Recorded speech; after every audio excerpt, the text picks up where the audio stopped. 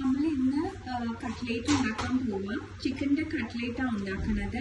അപ്പോൾ അതിൽ നമുക്ക് വേണ്ടത് ഇഞ്ചി ഇച്ചിരി കൂടുതൽ കുഞ്ഞിതായിട്ട് അരിഞ്ഞത്, ഗാർലിക് കുഞ്ഞിതായിട്ട് അരിഞ്ഞത്, ഓണിയന്, കറിവേപ്പില, ഗ്രീൻ ചില്ലി, പിന്നെ ഒരു പൊട്ടാറ്റോ ബോയിൽ ചെയ്തേക്കുന്നത് കേട്ടോ. ഇത് ബോയിൽ ചെയ്ത് വച്ചേക്കുന്നതാണ്. എന്നിട്ട് പിന്നെ ഇച്ചിരി മല്ലിയില. ഓക്കെ, എന്നിട്ട് ഇനി നമ്മൾ എടുക്കുന്നത് നമ്മുടെ മിൻസ് കീമ, ചിക്കൻ്റെ കീമ. അത് ഗ്യാസ് ഓൺ ചെയ്തിട്ട് ഗ്യാസ് ഓൺ ചെയ്തിട്ട് ഇതിലൊന്നും ഇല്ല കേട്ടോ, ഓയിലൊന്നും ഇട്ടിട്ടില്ല. ഇത് നന്നായിട്ടൊന്ന് ഓയിലില്ലാതെ വഴറ്റണം.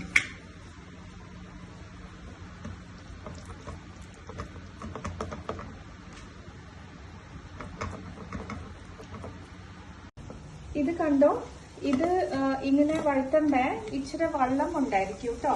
ആ വെള്ളം മുഴുവൻ ഡ്രൈ ആക്കണം. ഡ്രൈ ആകണ വരെ നന്നായിട്ട് ഡ്രൈ ചെയ്തെടുക്കണം കീമേനെ. കണ്ടോ, മുഴുവൻ ഇത് കാണുമ്പോൾ മനസ്സിലാകും ഫുൾ വാട്ടർ വെള്ളം കീമേന്ന് പോയിട്ട് ഡ്രൈ ആയിട്ടുണ്ട് കേട്ടോ. അപ്പൊ ഇനി ഇത് നിർത്തണം. ഇനി ഒരു ചീൻചട്ടിയിൽ, വേറെ ഒരു ചീൻചട്ടിയിൽ ഇച്ചിരി എണ്ണ ഇടണം. ഇച്ചിരി എണ്ണ ഇട്ടിട്ട് ഇനി ആദ്യം ഇടണത് ഈ എണ്ണയിൽ ഗ്രീൻ ചില്ലി ഒന്ന് വഴറ്റണം. മിക്സ് കടോ. ഗ്രീൻ ചില്ലി ഒന്ന് വഴന്ന് കഴിയുമ്പോൾ ഗാർലിക്, പിന്നെ ജിഞ്ചർ. ഇനി അത് നന്നായിട്ട് ഒന്ന് വഴറ്റണം.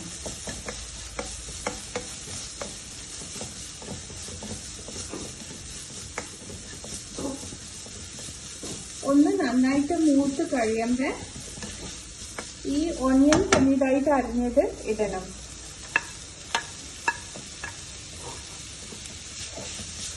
എന്നിട്ട് നന്നായിട്ട് ഒന്ന് വഴറ്റണം. കറിവേപ്പിലയും ഇട്ടോ. എന്നിട്ട് ഇനി നന്നായിട്ട് ഒന്ന് വഴറ്റണം. ഇതിങ്ങനെ നന്നായിട്ട് മൂത്ത് വരുമ്പോൾ നമ്മൾ ഈ ഡ്രൈ ആക്കി വച്ചേക്കണ ചിക്കൻ ഇല്ലേ, ചിക്കൻ കീമ, അത് ഇതിലോട്ട് ഇട്ടേക്കണം.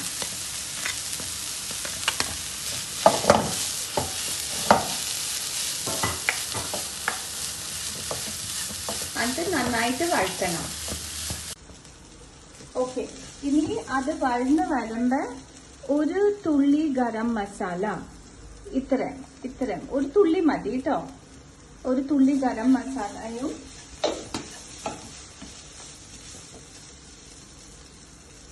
ഇച്ചിരി ഉപ്പും.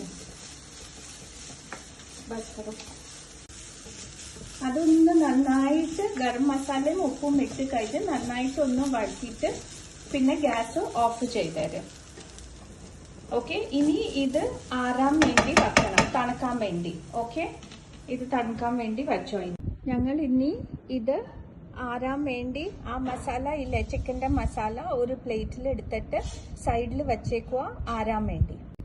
ഇത് നമ്മൾ ആരിച്ച് വച്ചത് ഒരു മിക്സി ജാറിൽ ഇടണം.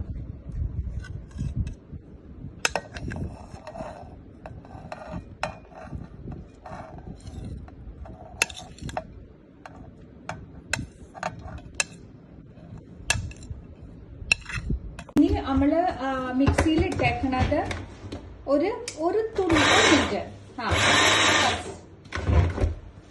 തുള്ളി ഒന്ന് അടിച്ചെടുക്കണം. ഒരു തുള്ളി കേട്ടോ, കൂടുതൽ അടിക്കണ്ട, ഒരു തുള്ളി. ഇനി ഈ നമ്മൾ ഉണ്ടാക്കിയത് ആ ബോയിൽഡ് പൊട്ടറ്റോ ഇല്ലായിരുന്നോ? ഓക്കെ, ബോയിൽഡ് പൊട്ടറ്റോയുടെ അകത്ത് ഈ ചിക്കൻ്റെ മസാല ഇടണം. ഒരു കുഞ്ഞി പൊട്ടറ്റോ മതി കേട്ടോ, പൊട്ടറ്റോ കൂടുതലാകാൻ പാടില്ല.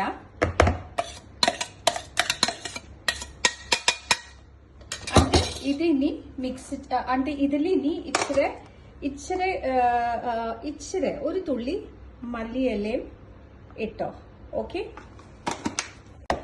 ഇനി ഇതിനെ മിക്സ് ആക്കിയിട്ട് കുഞ്ഞി കട്ട്ലേറ്റിന്റെ ഷേപ്പ് കൊടുക്കണം. ആച്ചക്കല്ലോ.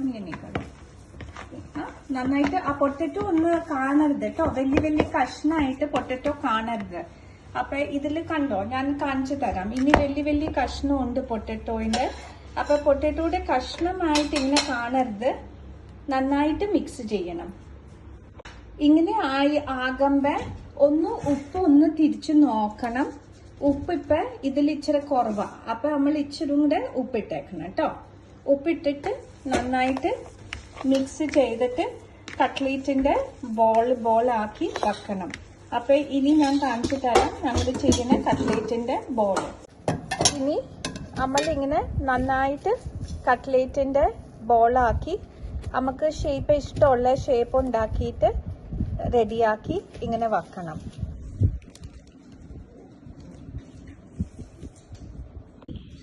ഇനി കണ്ടോ ആ മസാല ഉണ്ടാക്കിയതിന്റെ കട്ട്ലേറ്റ് ഞങ്ങൾ ഉണ്ടാക്കി ഒരു മുട്ട അടിച്ചു വച്ചിട്ടുണ്ട് ഇച്ചിരി ബ്രെഡ് ക്രംസും ഉണ്ട് ഇനി നമ്മൾ ചെയ്യേണ്ടത്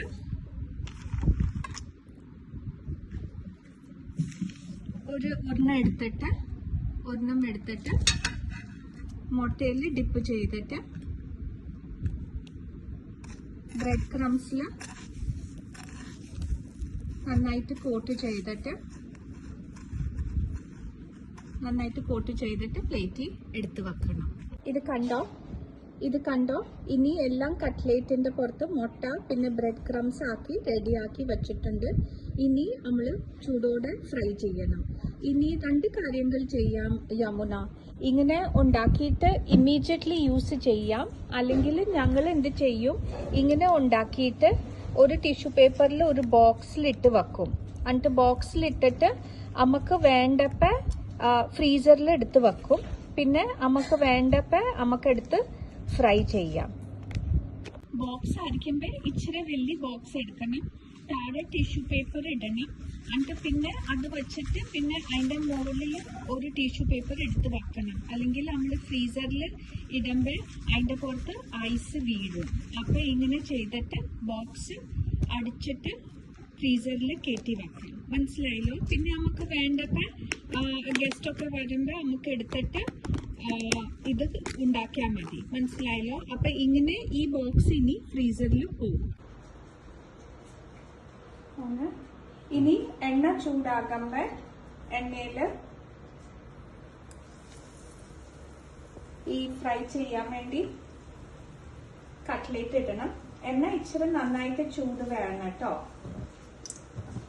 ഓക്കെ എന്നിട്ട് പിന്നെ പൊട്ടാതെ ഇരിക്കാൻ വേണ്ടി ആദ്യം തൊടരുത് തൊട്ടാല് പൊട്ടും അപ്പൊ ഒന്ന് ഓയിൽ ഇങ്ങനെ മോളിക്കടെ ഇട്ട് കൊടുക്കണം എണ്ണ ചൂടാണെങ്കിൽ നന്നായിട്ട് വരും